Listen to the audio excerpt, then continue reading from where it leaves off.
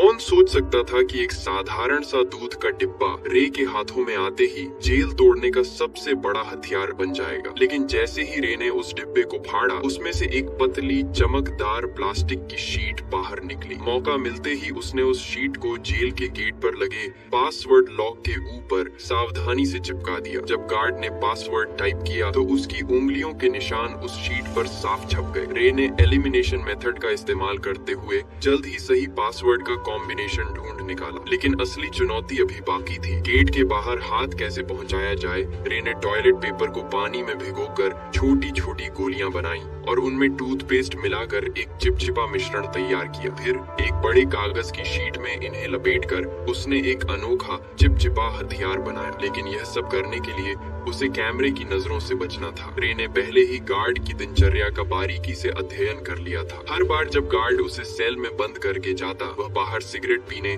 और समय बिताने के लिए चला जाता। इस दौरान मॉनिटरिंग रूम 7 मिनट के लिए खाली रहता था। यही रे का सबसे बड़ा मौका था। रे जानता था कि जेल से भागने के लिए 3 चीजें जरूरी है। पहला, गार्ड्स की रूटीन की पूरी जानकारी। दूसरा, जेल के ढांचे का सटीक अंदाजा। और तीसरा, बाहर किसी भरोसेमंद साथी का होना। रे ने पहले 2 चीजों पर पकड़ बना ली थी। उसने जेल के पास एक कमजोर जगह भी ढूंढ निकाली थी, एक फायर स्टेशन जो जेल की दीवार से सटा हुआ था। रे के पास ब्लैक सेल की लोकेशन का भी पता था। सब कुछ दिमाग में सेट करने के बाद उसने अपने प्लान को अमल में लाना शुरू किया। उसने जानबूझकर एक कैदी पर हमला कर उसे घायल कर दिया। जैसा उसने सोचा था वैसा ही हुआ। गार्ड्स ने उसे सजा के तौर पर ब्लैक सेल में डाल दिया। जब गार्ड खाना देने आया, रे ने चुपके से कागज की गोली छोटी खिड़की के ताले में डाल दी, जिससे वह आसानी से खुल गई। पासवर्ड सिर्फ 4 अंकों का था, जिसे रे ने चुटकियों में क्रैक कर लिया। ब्लैक सेल से निकलते ही उसने मॉनिटरिंग सिस्टम को हैक कर 1 मिनट पुराना फुटेज चला दिया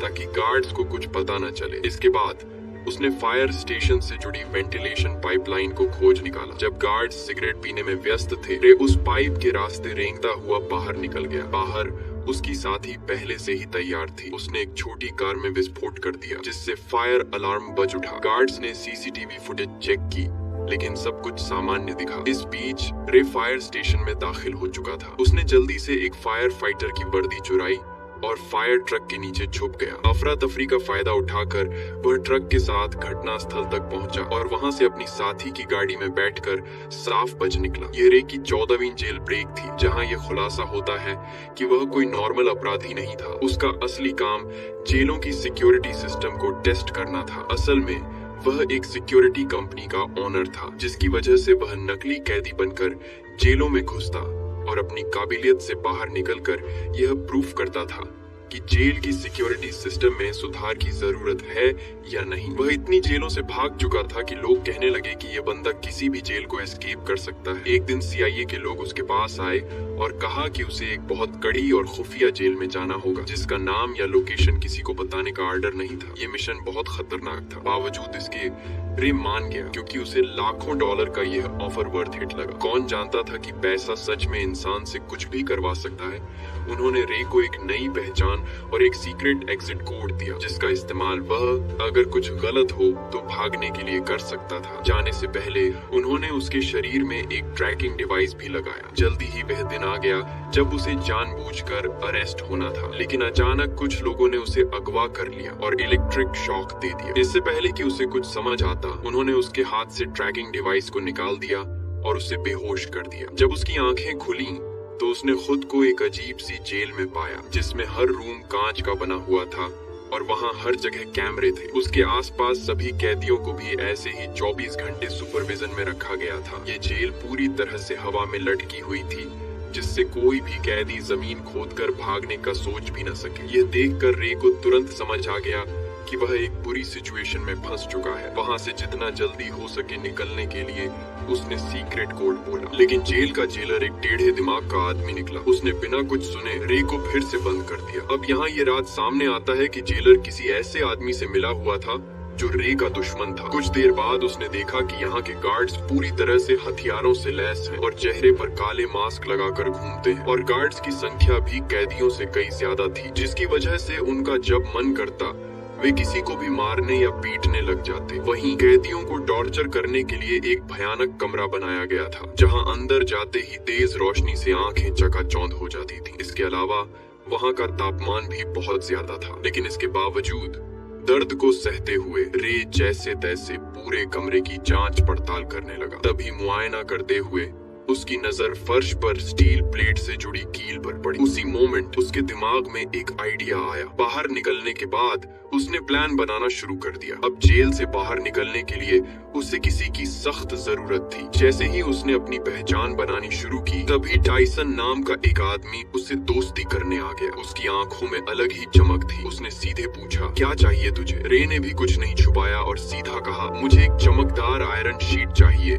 जो रोशनी को रिफ्लेक्ट करे, और अगर तुम मुझे यह ला कर देते हो तो हमारी दोस्ती पक्की समझो। इस बार टाइसन भी राजी हो गया। इसके बाद वह सीधा जेलर के पास पहुंच गया और उसे उल्टा सीधा कहने लगा, जिससे टेढ़े दिमाग का जेलर गुस्से में आकर उसे वाटर टॉर्चर देने लगा। हालांकि इसी बीच टाइसन ने चालाकी से उस कमरे का ड्रेन कवर निकाल लिया। काफी मार खाने के बाद उसने वह कवर रे के हवाले कर दिया। रे को लगा, वाह, यह आदमी तो काफी शातिर खिलाड़ी निकला। टाइसन से इम्प्रेस होकर उसने अपनी असली पहचान बता दी कि मैं एक जेल ब्रेकर हूँ। इसी के साथ उसने अपना एनालिसिस भी बताया कि इस जेल का स्ट्रक्चर वर्टिकल है, जिसका मतलब यह जेल अंडरग्राउंड में बनाई गई है। दरअसल जब रे टॉर्चर रूम में था तो उसने जमीन के नीचे से पानी की आवाजें सुनी थी, जिसका मतलब वहाँ एक पानी की पाइपलाइन हो सकती है जिससे उन्हें भागने का रास्ता मिल सकता है। इस सब के बाद टाइसन ने जानबूझकर जेल के गुंडे मार्को ब्रदर्स से पंगा ले लिया। उधर रे ने एक रोटी को हथेली में छिपा लिया। फिर जैसे ही मार्को के आदमियों ने जेल में मारपीट मचाई, प्लान के अकॉर्डिंग दोनों को टॉर्चर रूम में डाल दिया गया। वहां पहुंचते ही रे ने फौरन ड्रेन कवर निकाला और उसकी रिफ्लेक्शन से कीलों पर फोकस डाला। देखते ही देखते हाई टेम्परेचर की वजह से वे कीलें पिघल कर बाहर निकलने लगी और एक एक करके कुछ ही सेकंडों में उसने सभी को निकाल लिया। फिर उसने रोटी का टुकड़ा मुंह में डालकर टाइसन को इशारा किया ताकि वह गार्ड का ध्यान अपनी तरफ खींचे। इसके बाद टाइसन ने अपना काम शुरू कर दिया, जिससे जेलर का ध्यान उसकी तरफ चला गया। वहीं रे ने तुरंत गीली रोटी को सीसीटीवी कैमरे पर चिपका दिया ताकि अंदर की फुटेज न दिखे। फिर वह फ्लोर से नीचे उतर गया और पाइपलाइन में चढ़ते हुए आगे बढ़ने लगा, लेकिन बदकिस्मती से रास्ते में गलती से एक तार टूट गया, जिससे पानी बाहर आने लगा। आखिरकार जब वह ऊपर पहुंचा तो उसके पैरों तले जमीन खिसक गई, क्योंकि यह जेल जमीन के नीचे नहीं बल्कि समुद्र के बीचों बीच पानी की एक विशालकाय शिप में थी, जहां से भाग पाना नामुमकिन था। इस बीच पानी लीक होकर जेल के अंदर भरने लगा, जिसकी वजह से टॉर्चर रूम के कैदियों को रिहा कर दिया गया। खुशकिस्मती से रे गार्ड्स की नजरों से छिपकर समय पर वापस आकर बच गया। हालांकि दूसरी ओर एक नई मुसीबत उसका इंतजार कर रही थी। दरअसल जेलर को फर्श पर छोड़ी गई कीलें मिल गईं, जिससे वह समझ गया कि रे ने जेल तोड़ने की कोशिश की है। उसके बाद उसने फौरन एक आदमी को कॉल लगाया, जहां यह राज खुला कि रे को इस जेल में फंसाने वाला कोई और नहीं बल्कि उसका बिजनेस पार्टनर लेस्टर निकला, जिसने कंपनी के लालच में आकर यह साजिश रची थी। अब अगले दिन किसे पता था कि रे के ऊपर टॉर्चर के बादल मंडराने लगेंगे। जब जब वह सोने की कोशिश करता, गार्ड्स उसे जगा देते और इसका फायदा उठाकर वह उसे खूब मारते पीटते भी थे। ऐसे ही कई दिन बीत गए। रे पूरा दिन बेहोशी और थकान में रहता। आखिरकार उसकी हालत देखकर गार्ड्स उसे रोज मेडिकल रूम ले जाने लगे। कितने जख्म, कितनी दर्दनाक यादें, कितनी टूटी उम्मीदें, फिर भी वह अपनी लड़ाई लड़ता रहा। डॉक्टर भी उसे देखकर दंग हो जाता था। कुछ दिनों के बाद टॉर्चर का सिलसिला खत्म हो गया और उसने फिर से प्लान बनाना शुरू कर दिया। दरअसल खाना खाने के बहाने वह टेबल के नीचे चोरी छिपे एक डायरेक्शन बताने वाली डिवाइस बनाने लगा। इसी दौरान उसने मार्को से मिलकर उसे अपनी टीम में शामिल कर लिया, जिसके बाद तीनों ने मिलकर एक ताबड़तोड़ प्लान बनाया। प्लान के हिसाब से मार्को भाई ने जेलर से झूठ बोला कि मेरे पास खुफिया जानकारी है जो मुझे डेक पर जाकर पहुंचानी है। ये सुनते ही जेलर ने उसे डेक पर जाने की परमिशन दे दी। अब वहां पहुंचते ही मार्को ने डायरेक्शन डिटेक्टर से मेजर करना शुरू कर दिया, मगर रे के लिए इतना काफी नहीं था। उसने नोटिस किया कि फ्लश करते वक्त पानी घड़ी की उल्टी दिशा में घूम रहा था। अब सारे डाटा को एनालिसिस करने के बाद उसने कंक्लूड किया कि वह अभी नॉर्दर्न हेमिस्फेयर में है। फिर एक नए आए कैदी से पूछने पर पता चला कि अभी नवंबर का महीना चल रहा है। इसके बाद रे ने अपने बॉडी टेम्परेचर को ध्यान में रखकर अनुमान लगाया कि वहां का तापमान जरूर मोरक्को तट के आसपास का होगा। इतनी मशक्कत के बाद आखिरकार अंत में जाकर उन्होंने क्लियर लोकेशन का पता लगा ही लिया। हालांकि लोकेशन पता होने के बावजूद वे वहां से निकलते भी तो कैसे। तभी टाइसन ने कहा कि अगर हम किसी तरह से बाहर मौजूद मेरे आदमियों तक मैसेज भेज सकें तो हमें यहाँ से निकलने से किसी का बाप भी नहीं रोक सकता। उसकी बातें सुनकर रे को लगा कि इस जेल का डॉक्टर शायद उसकी मदद कर सकता है। उसके बाद उन्होंने एक प्लान बनाया जिसके अकॉर्डिंग टाइसन ने जानबूझकर रे पर हमला कर दिया जिससे वह डॉक्टर के पास जा सके। ऐसे ही कई दिनों तक रे बीमार होने का नाटक करके रोजाना डॉक्टर के पास जाने लगा। डॉक्टर को भी रे का दर्द बर्दाश्त नहीं हुआ और वह उसकी मदद करने के लिए राजी हो गया। अब यहाँ ये खुलासा होता है कि दरअसल डॉक्टर भी यहाँ उम्र कैद की सजा काट रहा था, इसलिए उसने रे को उसके परिवार से मिलाने का वादा किया। जिसके बाद उसने गुप्त रूप से रे का मैसेज टाइसन के आदमियों को भेज दिया। सारी तैयारी हो चुकी थी। तभी रात को जेलर ने देखा कि रे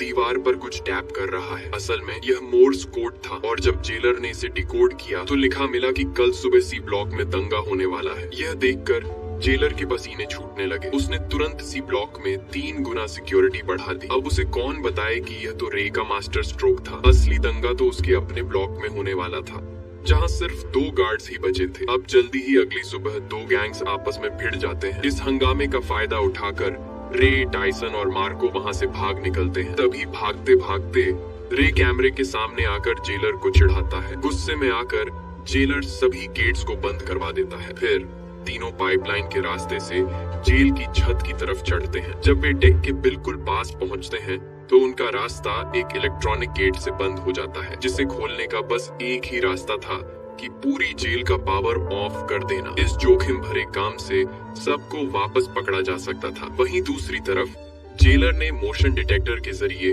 उनकी लोकेशन ट्रेस कर ली और फिर सारे गार्ड्स उनके पीछे लग गए। तभी भागने के दौरान मार्को को गोली लग जाती है। वह समझ जाता है कि उसका जिंदा बचना अब मुश्किल है, इसलिए वह अपने साथियों को भागने को कहता है और अकेले गार्ड्स को रोकता है। जैसे तैसे रे नीचे पावर रूम तक पहुंचकर पूरे शिप का पावर ऑफ कर देता है और ऊपर गेट खुलते ही टाइसन तुरंत डेक तक पहुंच जाता है। खुशकिस्मती से वहां हेलीकॉप्टर भी पहुंच चुकी थी, लेकिन टाइसन के मजबूत इरादों की वजह से वह रे को अकेला छोड़कर जाता भी तो कैसे। उसने मशीन गन उठाई और सामने आने वाले गार्ड्स पर गोलियां चलानी शुरू कर दी। वहीं दूसरी तरफ रे छुपकर पानी के एक टैंक में घुस गया जहां उसे ढूंढ पाना मुश्किल था। यह देखकर जेलर ने तुरंत आदेश दिया कि शिप को दोबारा रिस्टार्ट करो, जिस पानी के टैंक में रे छुपा था वह अपने आप फ्लश होने लगा, जिससे रे फौरन समुद्र में जा गिरा। रे का दिमाग देखकर जेलर के तो होश ही उड़ गए। वहीं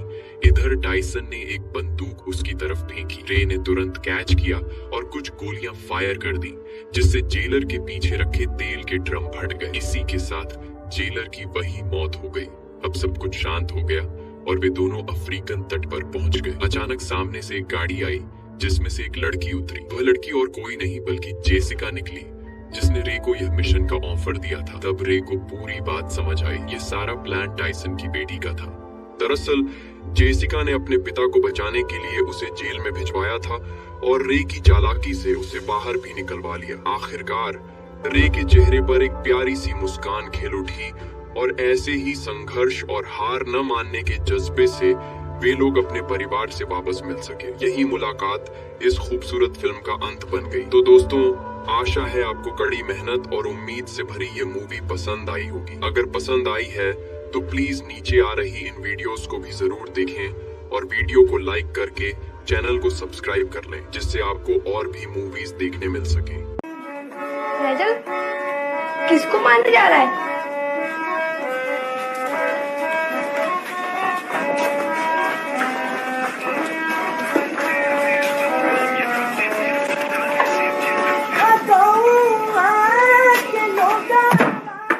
किसका कर रहे हैं? मैं भी करूं।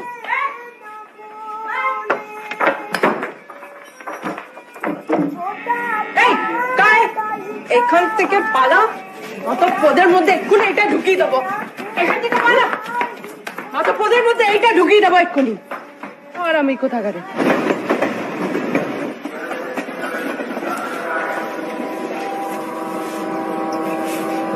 कितना पैसा मिला? 20